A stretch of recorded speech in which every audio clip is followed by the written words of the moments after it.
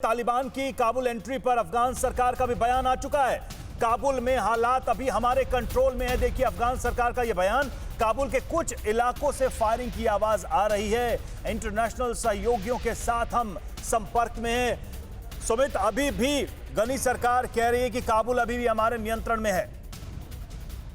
देखिए काबुल, मैं आपको फिर कह रहा हूं कि काबुल का मतलब सिर्फ काबुल नहीं है।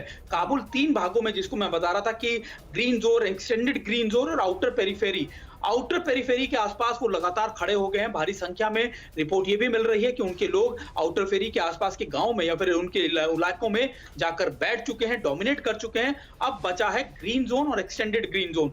एक्सटेंडेड ग्रीन जोन तक उनको पहुंचने में ज्यादा वक्त बिल्कुल नहीं लगने वाला रवि। और ये भी मान लीजिए आप कि अगर वो सिर्फ और सिर्फ टाइम बीइंग बैठे हुए हैं, वो टाइम बीइंग इसलिए बैठे हुए हैं ताकि वहां से अमेरिका, बाकी दूसरे देश धीरे धीरे निकले। उसके बाद वो अपनी स्ट्रैटेजीज पे काम करेंगे, उसके बाद वो अपने ऑन ग्राउंड स्ट्रैटेजीज पे काम करेंगे। तो ये आप मान के चलिए कि ये सिर्फ 24 और 48 घंटे की बात रह गई है। जिस तरीके से चीजें हुई हैं पिछले कुछ दिनों में, पिछले एक हफ्ते की बात करें, एक हफ्ते में जैसे पूरी की पूरी कहानी पलटी है। क्या ये जो इंटरनेशनल कम्युनिटी है, जो नेटो है, जो या फिर जो अमेरिका और उसके अलाइज हैं, उन सब की क्या हार ये नहीं माने हम? क्या उन लोगों ने ऐसे हालात में काबुल को छोड़ दिया है, जिसका आरोप अब लग रहा है? अब आपस में, चाहे वो ब्रिटेन की सरकार की तरफ से अमेरिका के लिए बयान हो या फिर जर्मनी की चिंता हो, वो सारी चीजें आपस में भी दिख रही हैं। देखिए ये मोटे तौर पर रवि, बिल्कुल आपने बिल्कुल ठीक कहा, वाजिब बात कही आपने कि ये हार ना तो अफगानिस्तान की दिखती है ना किसी और की। यह होगा हार अमेरिका की दिखती है। यह हार अमेरिकी स्ट्रैटेजीज की दिखती है, उनकी पॉलिसीज की दिखती है। क्योंकि वो जिन पॉलिसीज पे, जिन स्ट्रैटेजीज पे काम कर रहे थे, 20 साल का वक्त लंबा वक्त होता है किसी भी स्ट्रैटेजीज को इंप्लीमेंट करना, किसी भी पॉलिसीज को लोगों तक पहुंचाना या वो चीजों को मैनेज करना।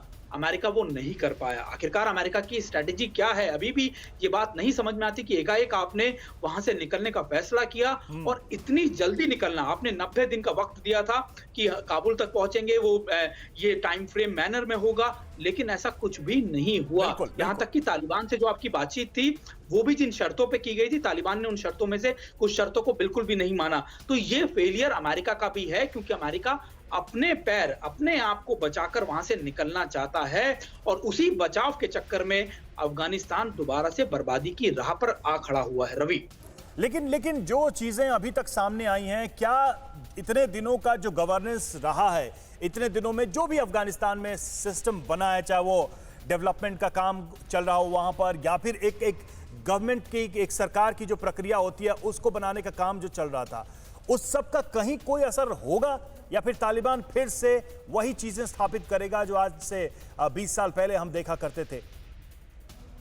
पहली बात तो यही बात बिल्कुल ठीक है कि रवि की तालिबान पिछले 20 साल पुराना तालिबान भी नहीं हुआ रहा। ये भी बात सच है कि वहां पर बहुत मेजर चेंजेस हुए हैं उनके। मैं लगातार कहता हूं कि वो स्ट्रैटेजिकली सोचने लग गए हैं, सोशल मीडिया पे बहुत एक्टिव हो गए हैं। उनके अपने लोग, अलग अलग विंग्स उन्होंने तैयार कर लिया। मीडिया विंग अलग है उनका नेटवर्किंग विंग अलग है, उनका प्रोपेगेंडा विंग अलग है। तो सारे तरीके से तालिबान काम जरूर कर रहा है, लेकिन तालिबान के पास क्या वो इंटरनेशनल सपोर्ट मिल पाएगा? बड़ा सवाल तो ये कि आखिरकार क्या दुनिया उस सरकार को मानेगी जिसको आतंकियों के तौर पर देखा जाता है, जिन्हें दहशतगर्दों के तौर पर देखा जाता है, जिनका मकसद पूरे देश में, जिसने पूरी दुनिया में देखा कि बर्बरता, उनकी जो बर्बरता थी, क्या उसको इंटरनेशनल कम्युनिटी एक्सेप्ट करेगी?